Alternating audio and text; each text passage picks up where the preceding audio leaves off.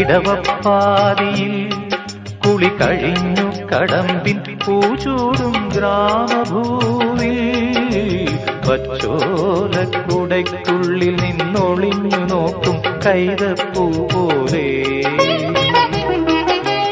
ആരെയോ തിരയുന്ന സഖിയും പാതയിൽ ഇടയുന്ന മിഴിയും ഓർമ്മകൾ പൂവിടും നിമിഷം ധന്യം ഏതോ കിളിനാദമിൻ കരളിൽ മധുമാരി പെയ്തു ആരാഗമാധുരി ഞാൻ നുകർന്നു